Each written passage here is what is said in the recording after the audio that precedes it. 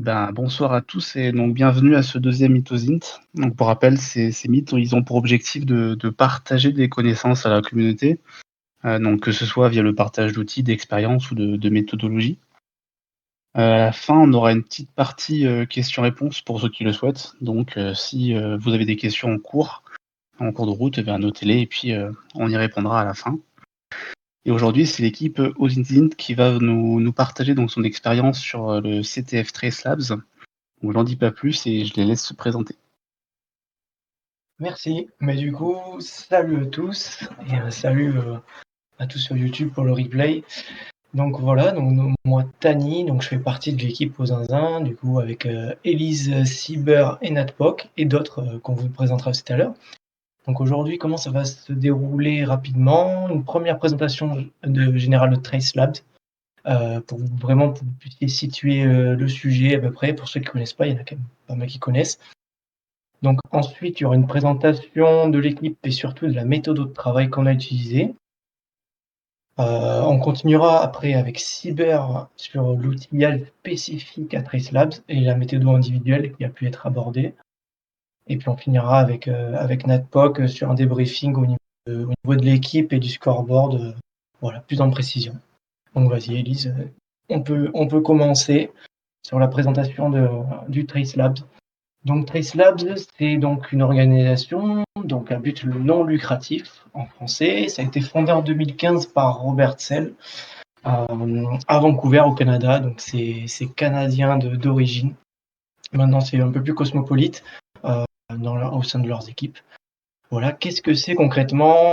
En fait, le but, c'est vraiment d'avoir une contribution citoyenne via l'OSINT en faveur des personnes disparues.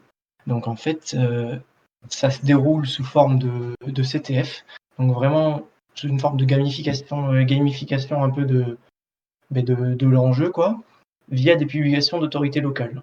En gros, les publications officielles au sein des forces de l'ordre local, partout dans le monde, ils prennent des cas et ils vont en faire un CTF, donc avec une proposition de cas pour les équipes. Et voilà, les équipes vont devoir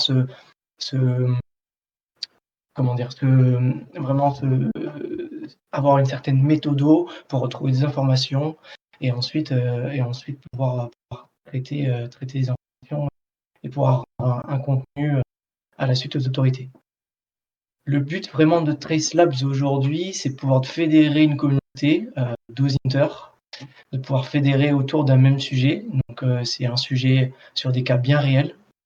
Alors, je tiens quand même à le préciser, même si c'est sous forme, on va dire, un peu de compétition, de jeu, c'est des cas qui sont bien réels, avec des personnes bien réelles. Donc il y a aussi ça à prendre en compte avant de pouvoir commencer. Donc fédérer du coup des OSINTers au sein d'une cause qui est noble et utile, le tout vraiment dans un cadre bien défini. Donc c'est à la fois servir à la cause et aussi à la fois améliorer les pratiques de chacun, les méthodos, et vraiment pouvoir progresser dans le domaine.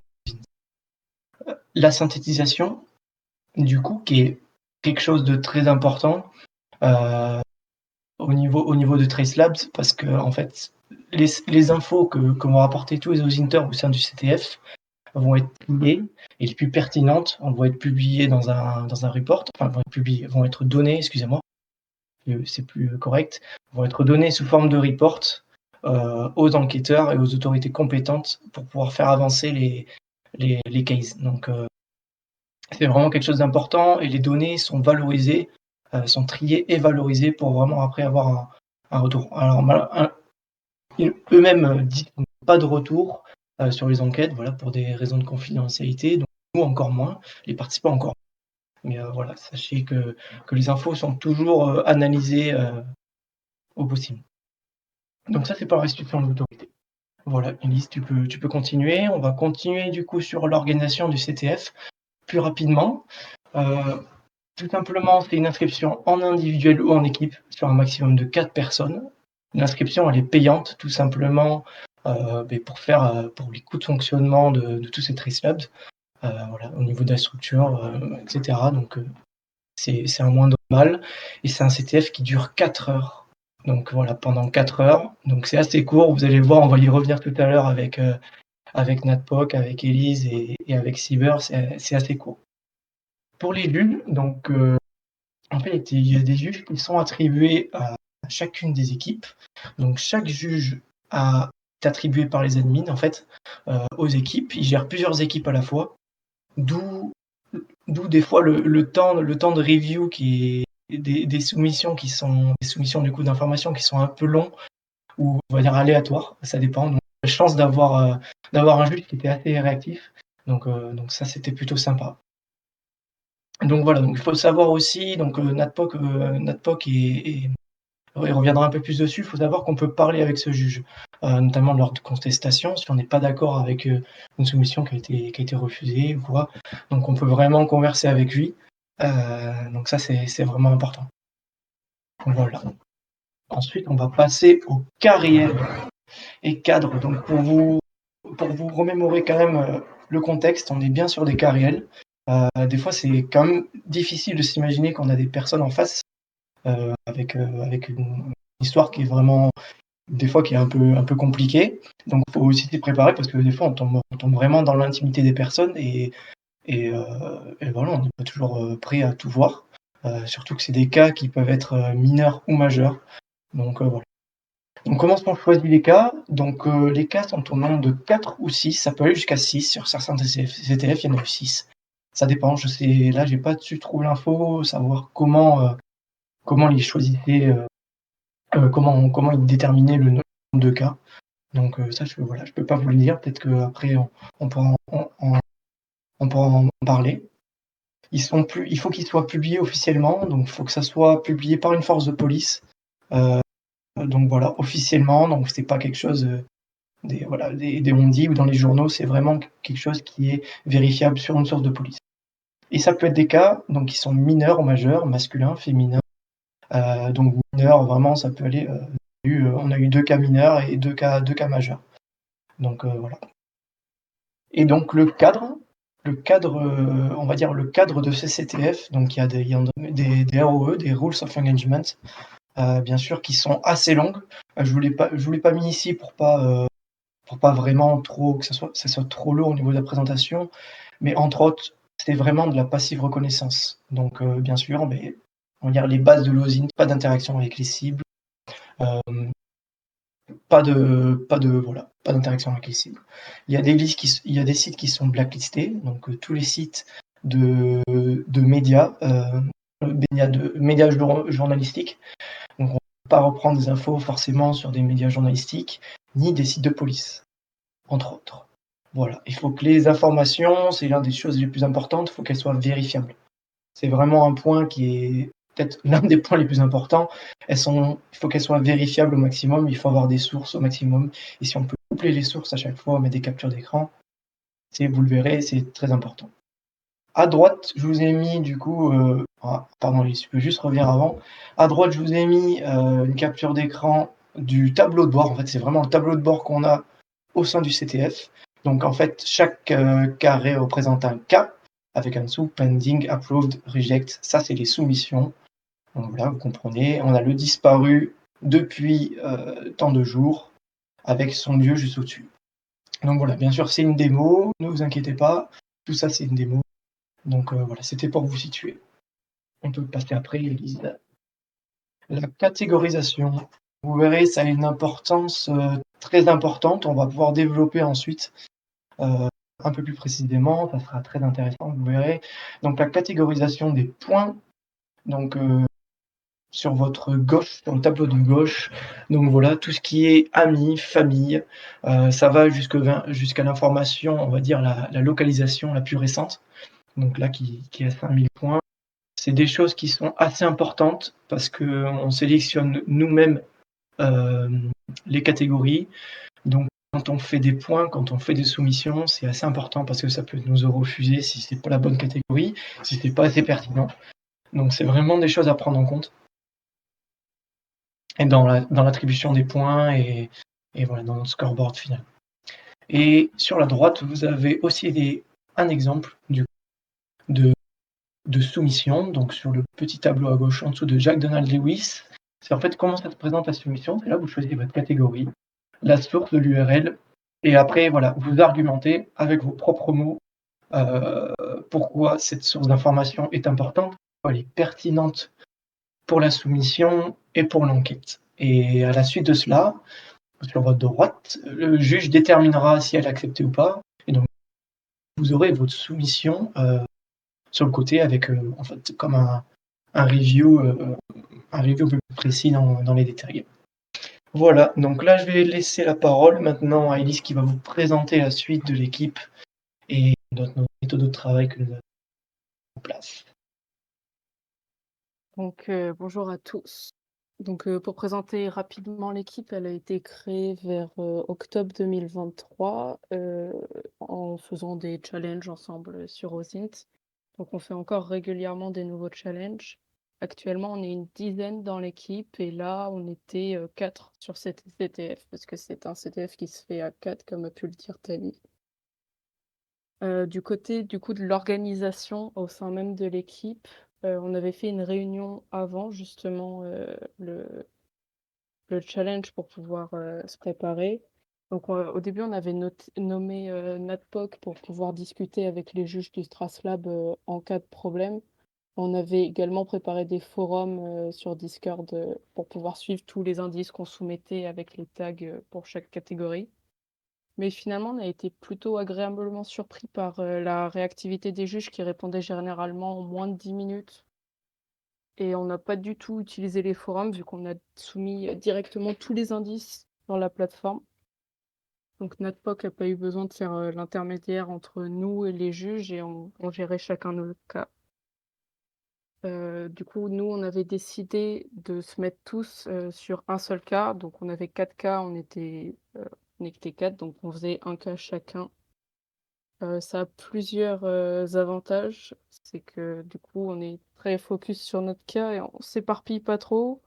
Après nous, sur la fin, on avait essayé de switcher nos cas avec Cybergong, mais vu qu'on connaissait pas trop les cas de l'autre, c'est peut-être un peu tard sur la fin pour commencer, à changer de cas et enfin, ça aurait été peut-être bien d'avoir, un avis différent des fois, pour pouvoir continuer à en avancer. Et enfin, on a fait une petite conclusion le lendemain de ce qu'on avait bien et mal fait. Donc ça, c'est Natpok qui va vous en parler, tout à l'heure. Donc en attendant, je vais laisser la main à Cybergong.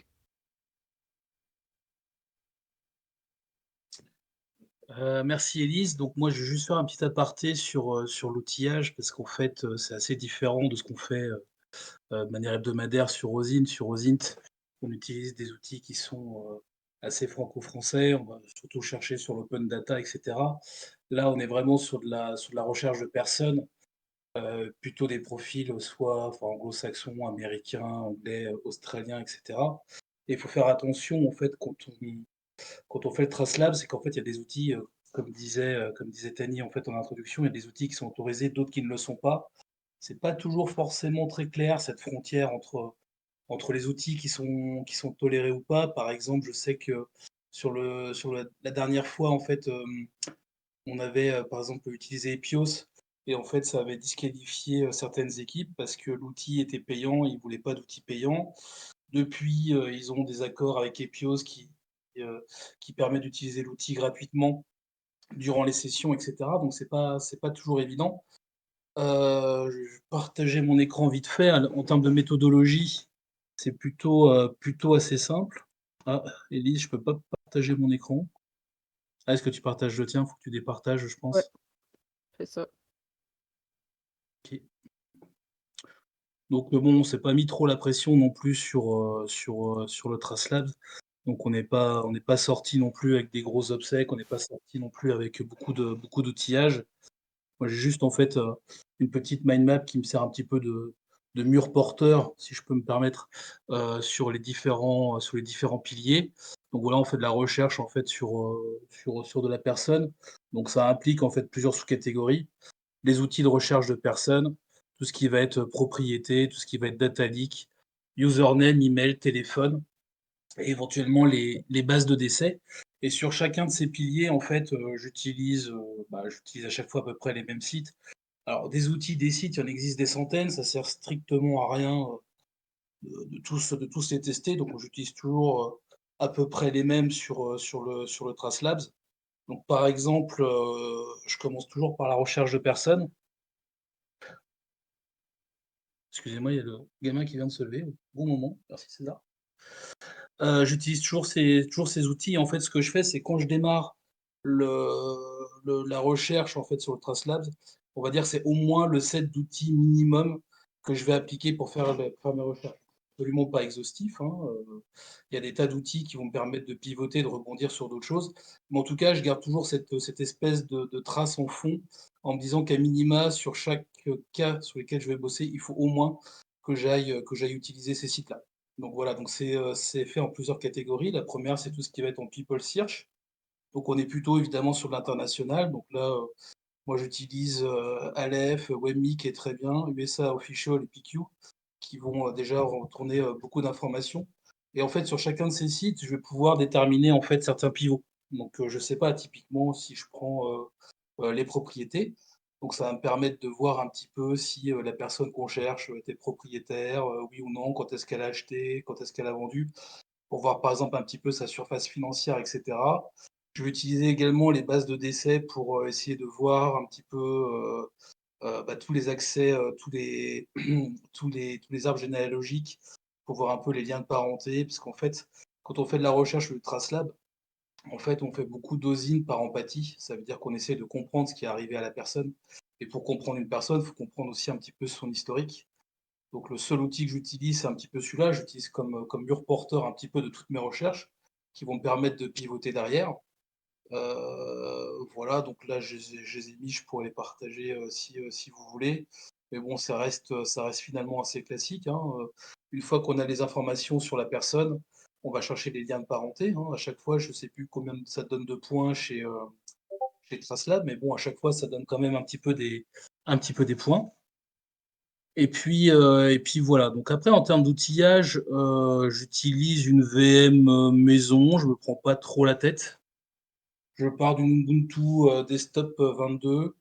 J'optimise, très rapidement, hein, je fais pas de gros foufou si on regarde vite fait. Qu'est-ce que je fais? Qu'est-ce que je fais? Ouais, bah, je partage les presse-papiers et cetera. Je gonfle la mémoire vidéo, je vais, virer tout ce qui va être papier peint pour la VM, histoire qu'elle soit quand même le plus fluide possible quand je vais l'utiliser et je vais faire des paramétrages Firefox qui vont interdire tout ce qui va être accès, géolocalisation, micro, vidéo, et cetera et cetera. Et puis, bien évidemment, j'ai tous mes petits outils Python qui me permettent, d'automatiser, on va dire, le lancement d'outils, sur la recherche de personnes. Les outils, je les distingue, en fait, en 2 sous-catégories. Il y a les outils web et les outils, que je vais pouvoir utiliser sur ma VM et donc j'essaie au maximum d'utiliser les API pour, en un clic, en fait, avoir des informations sur les dossiers. D'ailleurs, je pense que ça va être un axe d'amélioration sur notre prochain TraceLab, c'est-à-dire qu'en fait, quand on a eu les 4 dossiers, on en a chacun pris un, mais c'est vraiment, complètement aléatoire. Peut-être qu'on pourrait utiliser des outils automatiques, pour savoir quel dossier serait pris par quel membre de l'équipe. Parce qu'en fait, on marche quand même vachement par empathie et c'est plus facile de comprendre des personnes si on a eu plus ou moins le même parcours, évidemment, que des gens sur lesquels on aura beaucoup de difficultés à se comprendre. Tu peux remettre le slide, Élise? Yes.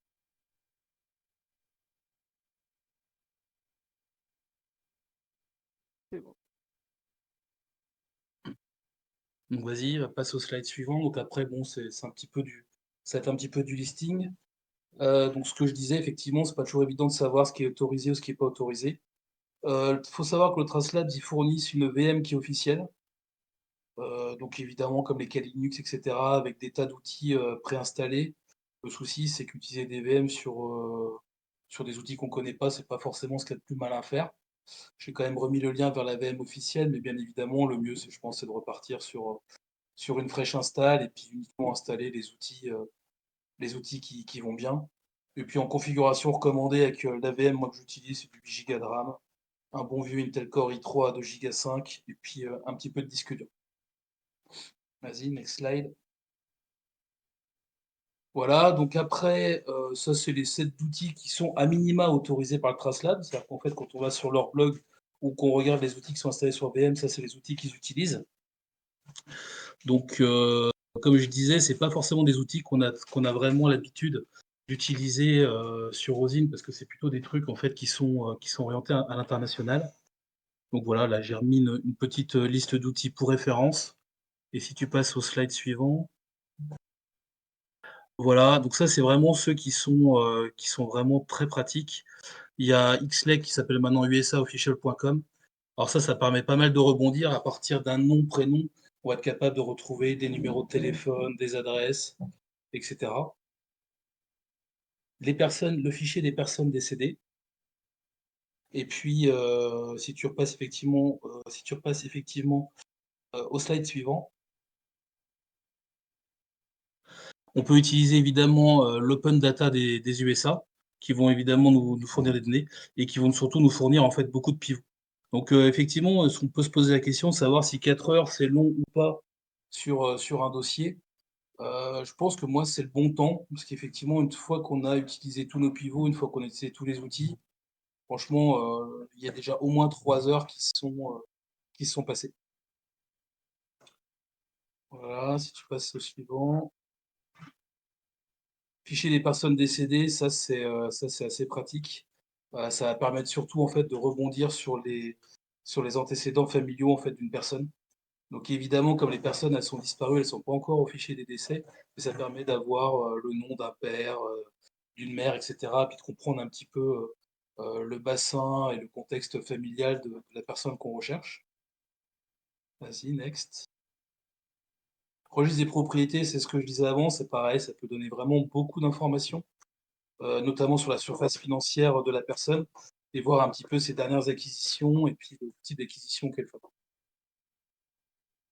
Recherche par téléphone, donc évidemment comme ils sont, beaucoup moins, en tout cas sur les personnes US, ils sont beaucoup moins, stricts sur tout ce qui est GDPR. On peut avoir beaucoup d'informations à partir de numéros de téléphone. Idem des sites, il y en a vraiment des tas, des tas, des tas. Moi, celui que j'utilise, c'est, Telephone Directory qui marche très bien. Les data leaks, donc là pareil, des sites, il y en a vraiment à l'appel.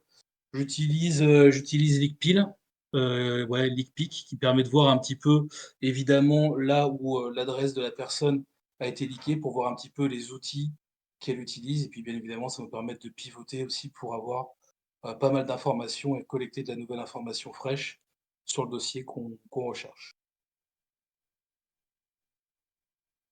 Next. Configuration du navigateur, donc ce que je disais, pas grand-chose, hein. Moi, je travaille plutôt sur une VM. Derrière, je travaille sur un VPN, maison. J'ai quelques serveurs, en fait, qui sont à droite, à gauche, aux 4 coins du monde et en fait, je me connecte en VPN dessus, donc pas de NordVPN, pas de Ghost, VPN. On peut se poser effectivement aussi la question du GDPR. Faut savoir que quand on travaille sur des cas européens, ben, on est soumis au RGPD, ce qui n'est pas le cas évidemment quand on travaille sur des sources américaines. Et puis, on peut se baser aussi sur Intel Tech de Brasel, qui nous donne aussi une liste d'outils qui sont très intéressants. Encore une fois, des outils, il y en a des milliers, il faut juste utiliser ceux que vous maîtrisez. Voilà, donc VM perso, ce que je disais tout à l'heure. Bien penser à mettre les guest additions, parce que sinon c'est la galère en termes de copier-coller, de partage de répertoire, etc. Puis moi j'ai fait mes petits scripts maison qui me permettent d'installer ça assez rapidement par rapport au type d'osine qu'on veut faire. Donc là, comme on veut faire du human search, j'installe tous les petits outils qu'on a listés dans les slides précédents pour y arriver. Voilà, et là je passe la parole, c'est à Nat, c'est ça? Yes, merci. Alors, du coup, pour vous donner une idée, voici les statistiques, des 4 heures du CTF. On peut remarquer qu'il y a beaucoup de rejets. Des fois, c'est par manque de précision, en fait et du coup, les, mmh, les soumissions sont invalidées, mais c'est pas toujours, pour, des informations pas pertinentes. Par exemple, ça nous est arrivé d'avoir des soumissions qui étaient pas validées parce qu'on s'était trompé de lien ou qu'on avait, fourni un mauvais screenshot, ce genre de choses et du coup, on modifie le la soumission et on la enfin, on modifie l'information, on la resoumet et elle est validée juste après. Donc c'est pas vraiment représentatif de toutes les informations qui ont été trouvées. Mais c'est pour ça qu'il y en a autant. On peut noter aussi qu'il y a, peu de dark web, en l'occurrence, il y en a eu 0 cette année, enfin, c'est cette édition-là. C'est pas toujours le cas, des fois, il y en a une, deux, trois. C'est très rare, parce que c'est très, occasionnel, en fait, c'est très, très précis et trop difficile de chercher dessus et ça vaut beaucoup de points, du coup. Hem et c'est un peu pareil pour les Daily Last Seen, même s'il y a, pas mal de enfin, il y en a 100, c'est pas mal en soi, mais c'est pas beaucoup par rapport au nombre de soumissions. Ça rapporte beaucoup de points. C'est la proportion et une majorité aussi de basic subject info qu'on peut noter, tout simplement parce que c'est la catégorie qui est la plus généraliste, en fait, de toutes et c'est celle où on va enfin, dès que on a trouvé une information et qu'on sait pas trop où la mettre, bah, par défaut, on va la mettre dans la basic subject info parce que, c'est la elle rapporte pas mal de points et c'est la catégorie, en fait, il y a plus c'est le fourre-tout, quoi, clairement. Hem, Vas-y, tu peux passer et nickel et du coup, nous, on a fini 9e à ce CTF. Comme on peut le voir, on a beaucoup de soumissions, on en a plus de 80. Certaines équipes en ont très peu. Ils étaient un peu lents comme des escargots, mais malgré tout, ils ont fait un aussi bon score que nous. Je prends par exemple l'équipe Ingenium 2 qui a fini juste après nous et ils ont, moins de 30 soumissions. Du coup, j'ai discuté un peu, avec certains membres des équipes de ces équipes-là qui ont fait, peu de soumissions et ils m'ont expliqué qu'ils préféraient focus, les catégories qui valent beaucoup de points plutôt que les petites, catégories, de manière en fait, à pas perdre de temps. Comme nous, on a pu le faire en fait, perdre pas mal de temps à chercher des petites informations genre, la famille, les amis et tout, alors que, c'est ni très, très pertinent pour, l'investigation en elle-même, et ni valuable en termes de points. C'est vraiment des stratégies différentes, en fait, qui ont leurs avantages et leurs inconvénients. Car, eux, pour le coup, si enfin, ceux qui ont soumis peu d'informations, si une seule de leurs soumissions était invalidée, ça leur enlevait beaucoup plus de points que nous, par exemple, parce que, on en avait beaucoup plus. Donc proportionnellement, en fait, comme eux, ils envoyaient des informations à, je sais pas, par exemple, 100, 200, 300 points, bah, si c'était invalidé, c'était plus, pénalisant que nous avec des informations à 30 points qu'on envoyait à l'appel, quoi. Mais à l'inverse, ils ont passé moins de temps à chercher des infos qui rapportent peu de points. Donc comme je l'ai expliqué juste avant, hem, nous, on a vraiment, focus des catégories, enfin, on a vraiment soumis le plus de choses qu'on pouvait. Hem, c'est faut pas oublier que les informations, en fait, elles sont envoyées aux forces de l'ordre. Et chaque soumission, elle doit être justifiée. Ce qui fait que nous, en fait, en envoyant plein d'informations qui sont, par exemple, les amis, la famille, les emplois, à chaque fois, on devait envoyer des liens, on devait commenter notre soumission, on devait dire pourquoi c'était intéressant pour l'investigation, hem, envoyer des screenshots, ce genre de choses et ça prend du temps. Donc tout ça sur 80 soumissions, en fait, c'est un investissement en temps qui est très important et ce temps n'est malheureusement pas passé à la recherche d'autres informations qui sont potentiellement, plus intéressantes et qui valent plus de points. Donc là où nous, on a bien joué, c'est qu'on savait grâce à Cyberkong à quoi s'attendre. On s'était concerté, quant à la stratégie et on s'y est tenu. Ça nous a beaucoup aidé. On s'était fixé, un point au bout de 30-40 minutes aussi pour savoir si on devait, changer, les cas, si on devait switcher ou ce genre de choses parce que, ce qui Cyberpunk nous avait expliqué qu'à certaines éditions, sur, 4 cas, il y en avait un où il y avait absolument, aucune, empreinte numérique et en fait, bah, ça sert à rien de passer 4 heures à chercher des informations qui n'existent pas. Malheureusement pour la personne qui est disparue, en l'occurrence, hem, et s'il y en a d'autres où on peut trouver, des informations comme, de la localisation précise, bah, ça peut être quand même vachement intéressant. Que ce soit pour les points, mais aussi pour l'investigation en elle-même. Hem et surtout du coup, nous, notre objectif, en fait, c'était de trouver le plus d'informations possible pour faire un maximum de soumissions. C'était ça notre stratégie à nous et par conséquence, du coup, espérer faire un maximum de points. Donc à la fois, faire un maximum de points et à la fois aussi prendre, assez peu de risques, du coup, par rapport à l'invalidation de certaines soumissions. Parce qu'à la fin du CTF, certaines équipes n'avaient pas encore toutes leurs soumissions de validées. Et du coup, ils ont passé, je crois, que c'était 1 heure environ à checker les soumissions de tout le monde, de toutes les autres équipes. Et même des équipes qui avaient tout soumis, c'est-à-dire qu'ils vérifiaient un peu les infos, ils enlevaient, ils remettaient des points. C'était un peu bizarre. Le classement, en fait, il était mis à jour continuellement pendant 1 heure. Du coup, enfin, on était, je crois, septième, on est passé neuvième pendant cette heure-là, par exemple. Euh, et là où on a perdu des points, je pense que c'est au niveau des catégories, du coup. Car si on sous-estime, en fait, la catégorie d'une information qu'on envoie, notre juge, comme il a plusieurs équipes à juger et à valider les soumissions et ce genre de choses, il a pas le temps, en fait, de se dire: «Ah bah, en fait, il m'a donné une information de day last seen, mais il l'a mis en basic subject info, du coup, je vais l'upgrader». Non, il a pas le temps, il fait ça, rapide, donc si ça passe, ça passe. Ce sera pas modifié par le juge.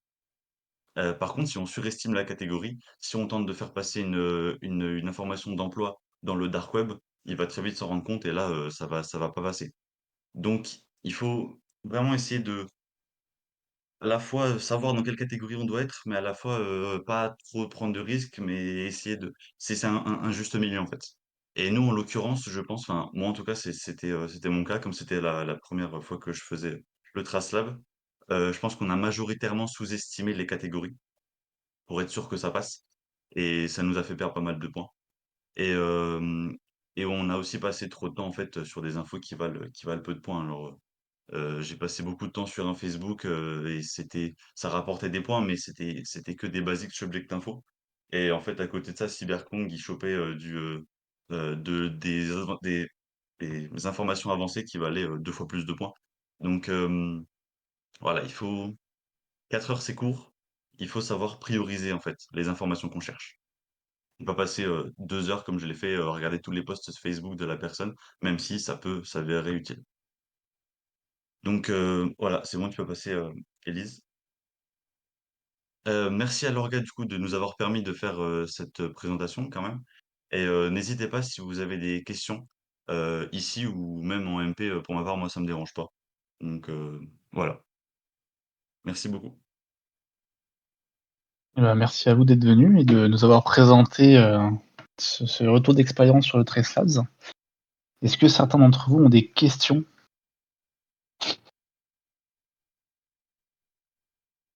Okembai qui est en train d'écrire. En attendant, j'en ai une. Donc vous avez bien mentionné le fait que vous travaillez sur des cas réels.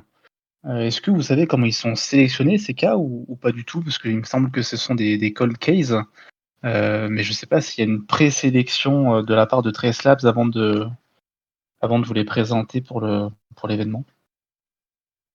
Je peux répondre si vous voulez, à moins que non, cyber, quelque chose? Non? Ouais, si tu veux, je vais bien répondre. Ouais, non, du coup, Silver, pour te répondre, alors, c'est pas forcément des cold cases. L'un des gars qu'on avait, c'était un cas très récent, donc sur un mineur, donc sa disparition remontait à une dizaine de jours. Donc c'est des cas qui peuvent être avec une short notice, on va dire. Donc c'est pas forcément des cold cases. Il peut avoir des cold cases. On a eu un cas, je crois 300 jours, quasi, ou un peu plus, je sais plus exactement. Donc il y a vraiment de tout. Et ensuite, comment ils sont sélectionnés? Il y a deux manières en fait.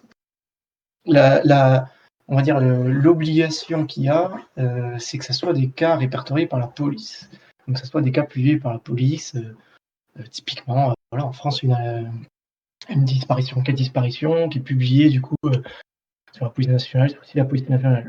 Donc ça, c'est vraiment une obligation.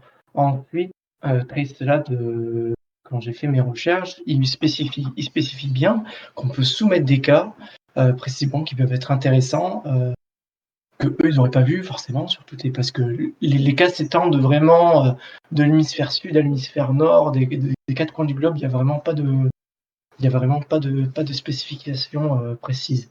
Donc les cas sont assez, on va dire, éclectiques, très éclectiques même. Et donc voilà, la seule obligation, c'est police, c'est qu'ils viennent d'un organisme on va dire, judiciaires. Et que voilà. Après, eux, ils sélectionnent suivant, on va dire, l'annuaire qu'ils ont, les personnes disparues dans le monde. J'espère que j'ai pu répondre à ta question un peu. Ok, merci bien. Yes. Je ne sais pas si on verra le chat sur YouTube. Il y a une question de Mbaye qui était de savoir si les 20 $ c'était par personne ou par équipe pour l'inscription. Effectivement, c'est bien par personne. Exactement. Et C'est ça. sachant aussi que, alors je crois Tannick tout à l'heure, tu as dit que c'était, moi j'ai vu qu'il y a entre 4 et 6 K. Il me semble qu'il y a déjà eu des des éditions où c'était 8 K. En fait, ça dépend vraiment, ils changent un petit peu comme ça. Et pareil, du Ouais. coup, les 20 $, ça change. C'est-à-dire que ça peut être 40 si, c'est pas 4 heures mais 8. Ça dépend vraiment de Ouais, l'édition. ouais, Chaque c'est édition est vraiment. un petit peu particulière. Après, voilà, il y a pas d'édition de 24 heures ou quoi. Je pense que de manière générale, c'est entre 4 et 8 heures. Et donc, entre 20 et 40 $ et entre 4 et 8 K. Du coup, voilà. Très bien, ok. Cyberkong a dit que 4 heures, ça lui suffisait pour ce genre de cas. Est-ce que c'est aussi un avis partagé par toute l'équipe? Du tout, non. On en a déjà parlé au sein de l'équipe, mais en fait, ça dépend vraiment de chacun. Comme on a eu quatre cas différents, euh, moi, personnellement, je sais que j'aurais pu passer 2 heures. 2 heures ou 3 heures de plus sur mon cas, sans trop de problèmes, surtout que je galérais à trouver certaines informations. J'avais des pistes, mais il fallait que je les creuse et j'ai pas eu le temps, je t'ai dit, comme j'ai dit tout à l'heure, j'ai passé 2 heures à éplucher tous les posts de son Facebook, heu, 2 heures sur 4, ça va vite. Je Je vais comprends. rajouter aussi, je vais rajouter aussi, je vais faire le lien à ce que disait Cyberkong aussi Nat. Et par rapport aux 4 heures, voilà, c'est assez différent selon chacun. On a quand même, moi personnellement, je butais un peu au bout de 3 heures, 3h20, 3h15, je butais un peu. Cyber est passé sur mon cas. Il a essayé de ratisser un peu. C'était assez compliqué aussi. Il a trouvé deux trois trucs sans plus. Donc c'est vraiment, on va dire, c'est pas au petit bonheur la chance, mais voilà, ça dépend vraiment des cas. Il y a des cas qui sont, on va dire, plus prolifiques que d'autres. Il y a toujours des choses à trouver, ça c'est sûr. Et je rebondis un peu sur le fait de, je sais plus, ouais, je crois que c'était Cyber qui disait ça tout à l'heure. Il y a ce côté empathique, qu'on a par rapport à nos cibles, forcément. On n'est pas des robots. Et des fois, on a un effet tunnel un peu. Un effet tunnel, comme Nat l'a rappelé, quand il a été pris sur la page Facebook à trouver des infos, des fois on a un effet tunnel. Alors sûrement, en plus nous, donc tout le monde sauf Cyber ici, on était à sa première édition, donc on avait un peu les mauvais réflexes aussi de voilà de gens qui font la première édition de CTF Trace Labs, et on était un peu des fois en mode ouais en mode tunnel sur des infos, et en fait on essaie de comprendre un peu pourquoi, alors que des fois c'était pas nécessaire et on aurait pu un peu switcher. Donc on va venir au rétexte personnel, c'était un peu ça. 4 heures, ça peut être long aussi. Les dernières demi-heures, on s'est un peu regardé quand même. On était là, on est, qu'est-ce qu'on fait, comment on peut trouver d'autres solutions ou pas. On essaie des outils, ça passe pas forcément. On essaie d'autres trucs, on switch et puis bon, au final, donc voilà, ça peut changer, on va dire. Bah, pour répondre aussi à la question, du coup, moi, c'est un peu comme, Tani sur la fin. Enfin, il y a bien 3 heures où j'avais énormément d'informations et après j'avais un peu épuisé mes ressources donc bah, on se retrouve à chercher les informations un peu comme un tapir qui chercherait des fourmis. Mais ouais, à la fin, il commençait à y avoir enfin, j'avais moins de ressources. Après, évidemment, il y a toujours moyen de creuser plus le cas donc oui, c'est un équilibre à trouver. Ok, merci. Mais je pense qu'effectivement, il limite ce temps de recherche à 4 heures aussi pour pas que tu aies le temps de prendre trop de sentiments envers ta cible et de culpabiliser ou que sais-je. Euh, et d'ailleurs, sachant que vous ne savez pas sur quoi vous allez tomber lors de vos recherches, est-ce qu'au préalable de l'événement, vous êtes posé des limites, que ce soit techniques ou psychologiques? Cyber Quelqu'un veut peut-être? répondre? Ouais, Cyber, si t'as envie de répondre sur ça? Ouais, j'en rêve. Non, beh, ce que je disais tout à l'heure, c'est que moi j'arrive avec mon petit framework, on est sur du people search donc on va dire j'ai mon petit set, d'outils que je me force à utiliser donc quand je sais plus trop quoi faire, je me remets dessus, je regarde l'outil, est-ce que je les ai bien passés? Sur chaque outil, je regarde mes bullet points avec les pivots que je recherche sur chaque outil et après c'est au petit bonheur la chance. Moi je l'ai fait 3 fois le TraceLab, une fois il y avait que 3 cas. On était 4, donc il y en a un, il sait pas trop quoi faire. C'est vrai que, comme on disait, c'est assez dur de switcher, d'un cas sur un autre, parce qu'en fait, on est beaucoup par empathie. Une fois qu'on est rentré dans un dossier, c'est dur de le lâcher, c'est dur de rentrer dans celui de l'autre. Donc voilà quoi. C'est quoi déjà la question? J'ai peut-être répondu à côté. C'est de savoir si avant même d'avoir, commencé l'événement, tu t'étais posé des limites, psychologiques ou techniques. S'il se passe quelque chose d'assez grave, sur ta cible, est-ce que tu vas dire: «Bah non, je vais m'arrêter là pour pas prendre le risque de tomber sur des images, sur un événement Alors, qui va me j'ai rester en tête après j'ai l'événement»? ouais, j'ai juste raconté une anecdote. Me faut enfin, moi j'ai 45 ans, je suis plus tout jeune, donc on a l'impression d'être un peu bulletproof sur beaucoup de choses. Là, sur ce traçable-là, sur le précédent, je suis tombé sur un cas où en fait c'est un gars qui est tombé dans l'alcool, la drogue et cetera. Enfin, il est devenu complètement marginal et en travaillant sur le dossier, en fait, on s'aperçoit qu'il avait eu un enfant, avec une femme, quelques années auparavant. Le gamin devait avoir à peu près une dizaine d'années. On trouve très peu de relations entre cette personne, son gosse et cetera.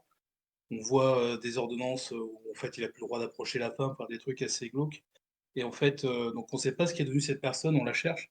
Mais à un moment, je tombe sur une photo, un truc, un peu caché, parce que le gars, il avait beaucoup de traces numériques. On tombe sur une photo cachée où on le voit, lui, avec son gosse quand il était jeune. C'était une des dernières photos qu'il avait et puis il fait une phrase qui lui ressemble pas du tout, du genre, «C'est la meilleure chose qui me soit jamais arrivée» et cetera. Enfin, on sent que c'est vraiment une lettre, d'adieu, une lettre au suicide et en fait, la personne disparaît genre 48 heures derrière, quoi. Donc ouais, ça met quand même un petit coup de morale, faut quand même faire gaffe. Que voilà, j'ai eu ça. Après cette année, le cas que j'ai eu, bah, c'était un peu moins «poignant», on va dire, entre guillemets, quoi. Ouais, donc faut quand même faire attention, hein. C'est interdit aux moins de 18 ans, il y a quand même des raisons, faut faire attention. Après, voilà, Merci. pas de limite en termes d'outillage, pas de limite en termes psychologiques, parce que voilà, je connais, depuis le temps. Mais voilà, on travaille sur des cas réels, quoi. C'est pas On n'est pas là pour découvrir un nouvel outil pour, Mais Ouais, c'est très intéressant ce qu'a dit Cyberpunk. J'aimerais juste, appuyer un peu ses propos. C'est que, il faut enfin, ça peut paraître stylé, en fait, de dire: «Ouais, je vais aller chercher des gens disparus». Il faut garder en tête que, on peut tomber enfin, c'est des cas réels, on peut tomber sur des choses qui sont très graves. Et il faut être prêt, en fait, à voir des choses qu'on n'a pas forcément envie de voir et parce on est là à faire nos recherches en sources ouvertes, mais bah, on peut tomber sur des sources, des photos, des vidéos, des messages, glauques et pas toujours joyeux, pas toujours parce que, bah, si c'est des gens qui ont disparu, il y a sûrement une raison et il y a peu de chances que la raison, elle soit fun, donc il faut être prêt aussi à se confronter à ça. savoir que TraceLab, c'est quand même, pour continuer sur ça, TraceLab, enfin dans l'organisation, ils t'envoient pas mal de mails quand même avant. Ils te préviennent sur ces choses-là. Il y a aussi des vidéos de formation qu'ils nous envoient, dont les screens qu'on a d'ailleurs au sein des slides, c'est tiré de cette vidéo du Contestant Guide où en fait, beh, voilà, dedans, voilà, il te prépare à ça. Donc, après bon, non plus, il faut pas c'est sûr que c'est des cas réels, il faut pas non plus se dire qu'on va tomber sur des photos hardcore à chaque point de page, on va dire, mais bon, voilà, faut quand même en être conscient et puis voilà. Je sais pas si Mbaye a reçu une réponse à sa question.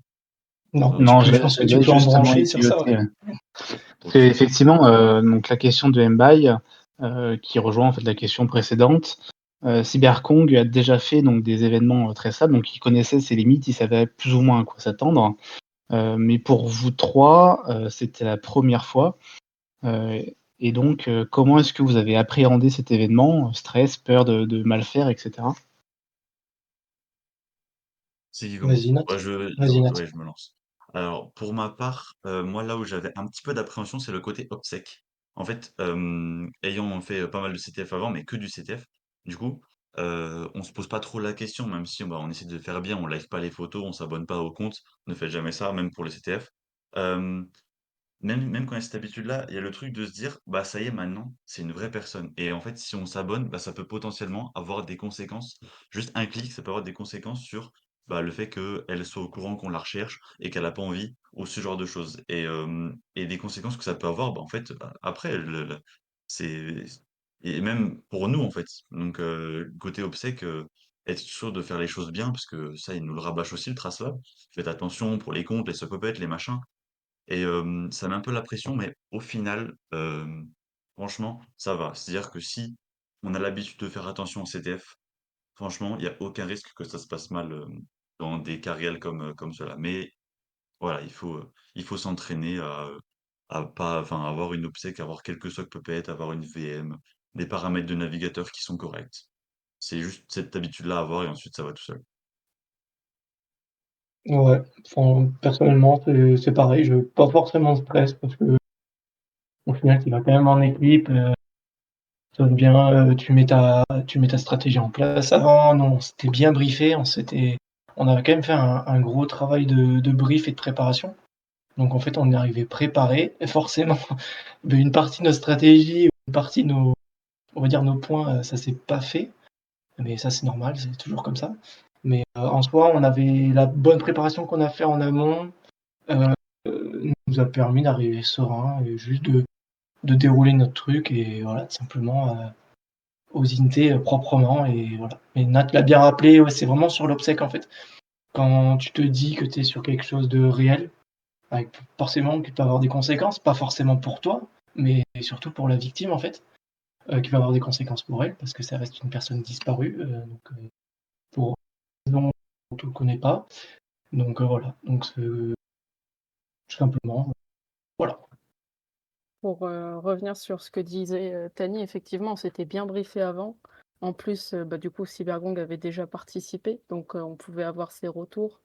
On avait parlé de l'obsèque un peu avant, donc après, il faut trouver le bon compromis pour l'obsèque et pas non plus partir en mode complètement parano, mais faut faire gaffe, comme disait Natpoc, rien qu'un clic sur une publication, un like, un abonnement, ça peut compromettre l'enquête en elle-même. Merci. J'ai Merci. même 2 questions en une là. Est-ce que vous encourageriez d'autres équipes à participer à cet événement? Et selon vous, est-ce que, vous vous lanceriez dans cet événement-là au tout début, de votre découverte à l'OSINT ou plutôt lorsque vous avez pu engranger suffisamment de connaissances, sur des événements, sur des CTF ou sur OSINT?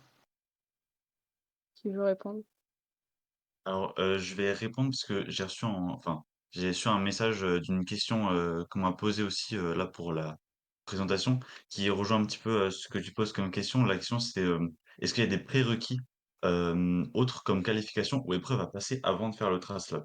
Alors donc pour répondre à ta question, Silver, moi de mon côté, je pense comme c'est, quelque chose d'assez, important dans le sens où il y a des responsabilités à avoir et tout. Je pense qu'il vaut mieux faire ça une fois qu'on a fait quelques CTF, qu'on a engrangé quelques connaissances en obsèques, en recherche, en, SOCMINT, en GoogleInt, ce genre de choses. Et pour répondre à la question par rapport aux certifications, alors il y a aucune certification à passer, aucun test à passer pour faire le CTF, faut juste, bah, payer. Et par contre, quand on paye, on a accès à une, mince, un cours, c'est pas un cours, parce que moi je l'ai pas pris, donc je ne saurais pas dire, mais c'est une sorte de ouais, de cours en ligne, en fait, fait par TraceLab pour se préparer un petit peu. Donc je sais pas, le contenu, je sais pas s'il y a un de vous 3, Élise ou Tani qui l'a pris parce que je l'ai pas suivi, mais Bah, moi dans le moi je l'ai pris, OK. je l'ai pris et c'est vraiment ultra basique. OK, ouais, c'est pour être, pour avoir la base, mais juste ce qu'il faut, je pense, pour faire le TraceLab. Mais je pense de manière générale, Ouais. enfin même en termes d'expérience personnelle, je pense que c'est plus, entre guillemets, entre grosses guillemets, «fun» de participer, le plus intéressant en fait, de participer quand on a quelques connaissances et qu'on peut, trouver des choses, des informations, faire des points et en fait, se rendre utile, tout simplement à l'enquête. Mais il y a aucune obligation. Mmh.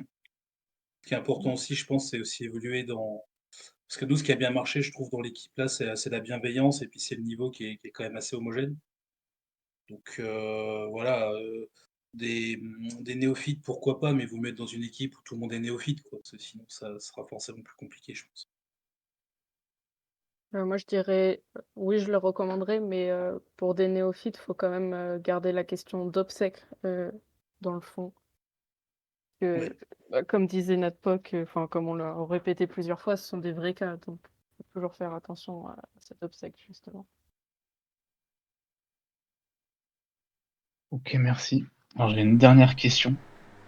Est-ce que vous participeriez donc à la prochaine session, s'il y en a une? Et pensez-vous qu'un tel événement devrait avoir lieu en France?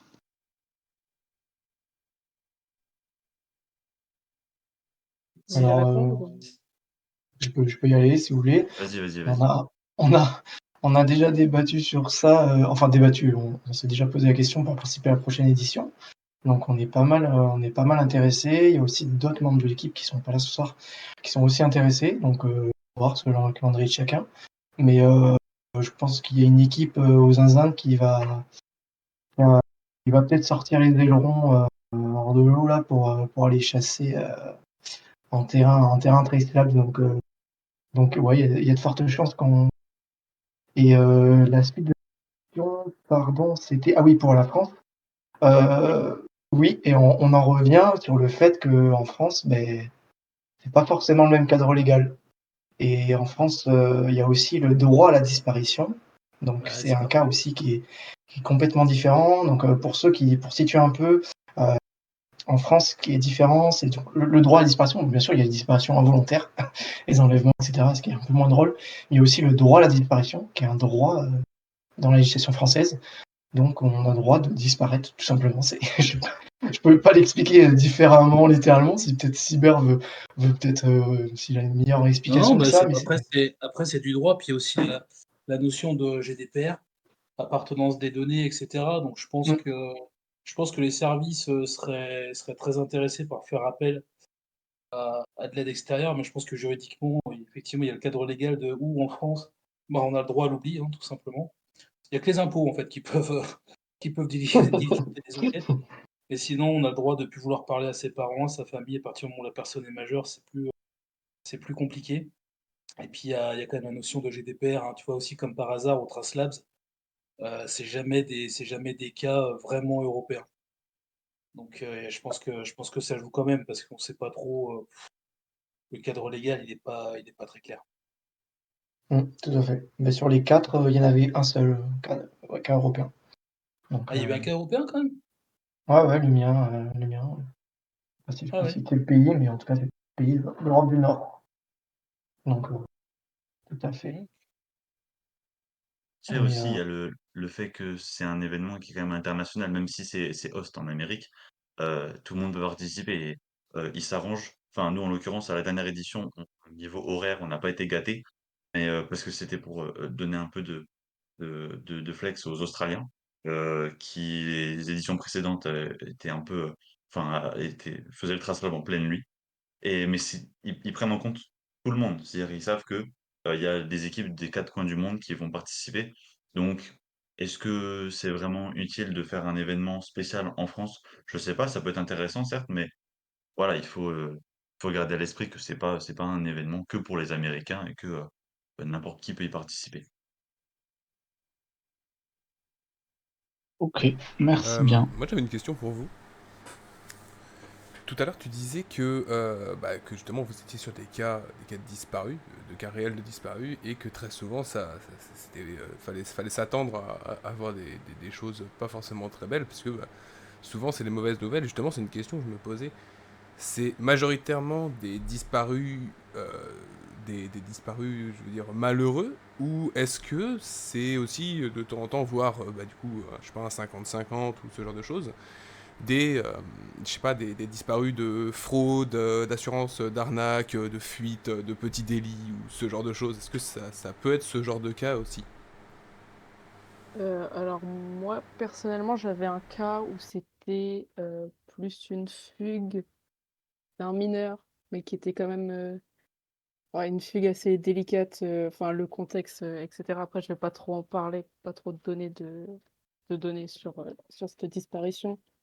Mais vu que ça reste un mineur, ça reste quand même assez sensible comme cas. Surtout vu le contexte de la disparition quand on le découvre après, au fur et à mesure du CTF. Effectivement, ça reste quand même là assez sensible. Moi, j'ai eu des disparitions où c'était accidentel. Ça veut dire que c'était un Anglais, il s'est bourré la tronche en Australie, il a décidé d'aller nager dans une espèce de crique qui était hyper dangereuse. Et voilà, ils l'ont jamais retrouvé. Donc je pense que c'est assez varié. Pareil, sur les délais, là, on a eu que des cas qui étaient assez récents. Mais il me semble que sur le TraceLab précédent, à un moment, on a dû rechercher une personne. Sincèrement, ça faisait quasiment 10 ans qu'elle avait disparu. Pour trouver des traces numériques, très compliqué. Mais je trouve que par contre, le truc qui est hyper positif, c'est que c'est mon troisième TraceLab. Et je trouve que l'organisation, elle est vraiment de mieux en mieux à chaque fois.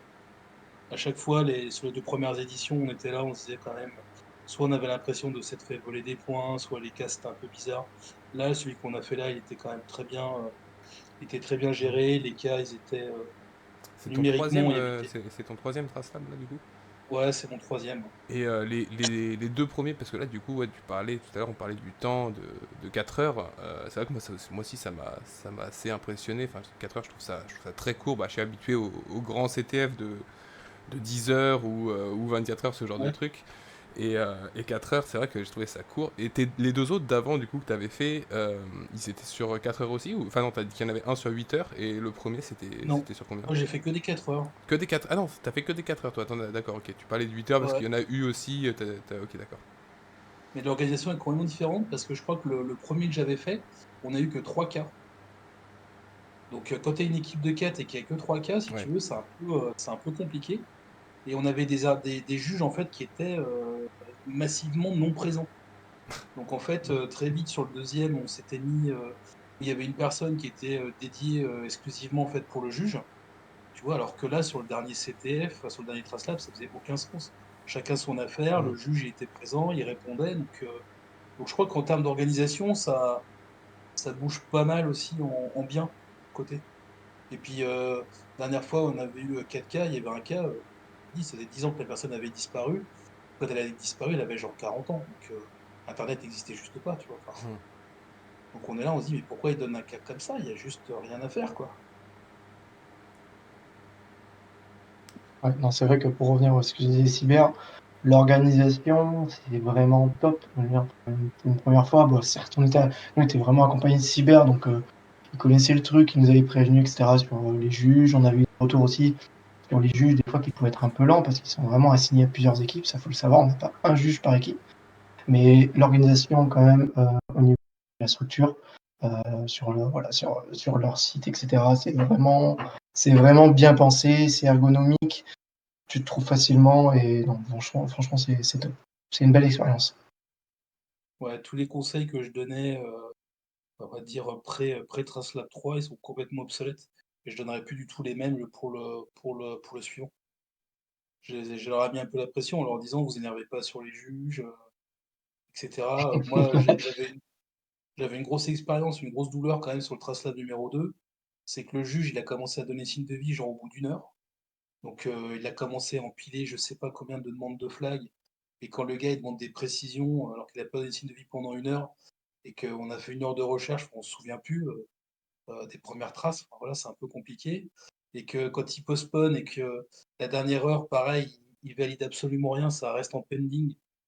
On se dit, enfin voilà, clairement, on se fait voler des places sur un CTF qui est payant. Mais encore une fois, il faut se projeter sur le fait que c'est pas un jeu, quoi. Enfin, c'est pas le bon terme, en tout cas. Mmh, tout à fait, ouais. C'est important de le rappeler quand même, c'est vrai. Donc voilà, finir neuvième, franchement, c'est cool. C'est inespéré, c'est cool. On n'a pas cherché à optimiser les points, etc. Mais C'est vrai que derrière, il y a toujours un scoring qui est toujours intéressant, mais fondamentalement, c'est une expérience, quoi. Ah, félicitations à vous, en tout cas. C'est vrai que c'est une jolie Et place. juste, Ben, si je peux revenir juste vite fait sur ta question initiale que tu avais par rapport au type de cas, juste petite précision, on n'a pas vraiment d'informations sur d'où sortent les cas. En fait, ils nous sortent les pages qu'il y a, par exemple, si on va sur les gens disparus de page du FBI, bah, ils nous donnent le lien et c'est tout. C'est toutes les informations qu'on a. Mais Mmh. de manière générale, enfin, des fois, on les trouve au fur et à mesure, en fait, qu'on fait des recherches, on trouve le pourquoi du comment. Mais en général, je pense qu'ils nous passent pas de bandits ou de gens dans le banditisme ou dans le vol ou ce genre de choses, des gens, des criminels ou ce genre de choses. Je me doutais que ça Euh, allait pas être je pense que des ce fiches serait un très peu rouges, trop ouais. dangereux. Je me doutais que ça allait pas C'est être ça. effectivement des gros red flags, des gens très dangereux. Ouais, c'est pas les fiches Mais d'Interpol. voilà, c'est ça. Mais je me disais que bah, tu sais, des bêtes arnaques à l'assurance pour quand même, je sais pas, 80 000 balles, des grosses voitures ou des choses comme ça pouvait, les gens qui disparaissent, qui passent d'un pays à l'autre et tout, ça pouvait peut-être faire partie aussi de ce genre de recherche. C'était. Non, c'est plus glauque. C'est plus glauque. Ouais, moi, ouais, je vois. Après, je pense que ça peut, c'est juste que des fois, on le sait juste pas. Parce que la police donne pas toutes les informations et que, bah, on va pas, Ouais, potentiellement, on va derrière, pas vous avez des dossiers forcément les limités. trouver. C'est ça. C'est ça. Mais on finit par le savoir. Enfin, je veux dire, comme Élise, elle a fini par savoir le pourquoi du comment, bah, c'était une fugue. Enfin, bon, en tout cas, le contexte, c'était une fugue. Il n'y avait pas d'arnaque ou quoi que ce soit. Hmm. Euh, ça dépend des cas. C'est vraiment très, très divers et varié. Au niveau des âges, au niveau des gens. On a tous les 4 eu des cas très, très, très différents, en Mmh. termes de temps, depuis quand ils étaient disparus, de leur situation et tout, vraiment très, très, comment on dit? Hétérogène, je crois c'est. Donc Ouais, c'est ça. voilà. Parfait, merci. Eh ben, merci à vous. Je pense qu'on n'a plus trop de questions. C'est que ça a été très clair. Je pense que ce retour d'expérience, il va être important aussi pour les futures personnes qui voulaient s'inscrire mais qui n'osaient pas. Donc merci à vous pour tout ça. Beh, avec Et je grand pense qu'on plaisir. va pouvoir s'arrêter là. Avec plaisir. Parfait. Merci en tout cas aux admins, Silver et aux autres pour avoir organisé ça. C'était très cool aussi. Eh ben, merci beaucoup et bonne fin de soirée à tout le monde. Merci, bonne soirée. Merci Bonne beaucoup, bonne soirée soirée à à tout le monde. tous. Au revoir.